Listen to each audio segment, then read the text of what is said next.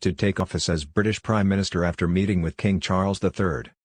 Sunak will become the UK's third leader in 7 weeks, taking the helm of a country facing political and economic crises after Liz Truss' disastrous tenure. London, former Finance Minister Rishi Sunak will take office as British Prime Minister Tuesday, the latest leader of the ruling Conservative Party hoping to break a cycle of political chaos and start to address the country's grim economic mess.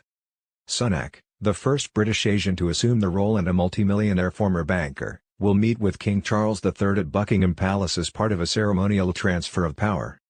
After receiving Liz Truss' official resignation, the new monarch will formally appoint Sunak Prime Minister and invite him to form a government. Sunak will be the UK's third leader in 7 weeks. Truss became the 15th Prime Minister of Queen Elizabeth II's reign just 49 days ago. Now each of their successors will stand in their place, a mark of the tumult that has beset the world's sixth-largest economy. Sunak will then return to number 10 Downing Street, make his first speech as leader and appoint his cabinet, personnel who will give a sense of how he hopes to tackle the plummeting fortunes of the country's economy and his own political party. The United Kingdom is a great country, but there is no doubt we face a profound economic challenge, he said in a brief, 90-second speech after winning the leadership contest Monday.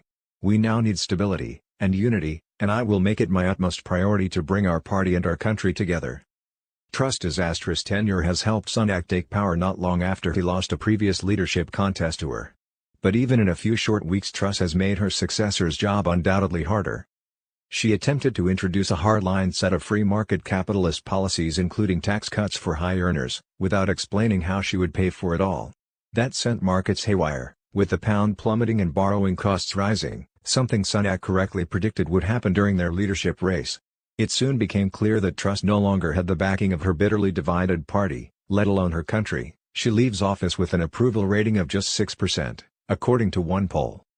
He would have faced a colossal task without this upheaval. The UK is already mired in a daunting cost of living crisis that means millions of people may struggle to eat and heat their homes this winter. Now he must seek to address this, as well as ameliorate the damage wrought by the brief but tempestuous spell of Trussonomics. At 42, Sunak will be the youngest prime minister in more than 200 years. The son of African-born Hindus of Indian descent, he is also the country's first ethnic minority leader in 140 years, after Prime Minister Benjamin Disraeli in the 1800s, who was of Jewish descent but a practicing Christian. Though Sunak is a former banker, it's through his wife's father, an Indian software tycoon, that the couple sits on an estimated £730 million fortune, $825 million, making them richer than the King and Camilla, the Queen consort. Having a new Prime Minister is usually a big deal in the UK.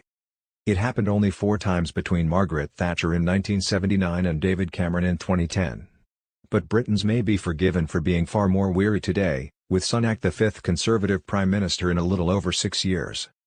The latest round of upheaval started in July when Boris Johnson was forced to quit after a string of scandals prompted mass resignations from his government. Sunak, his finance minister at the time, was first among them.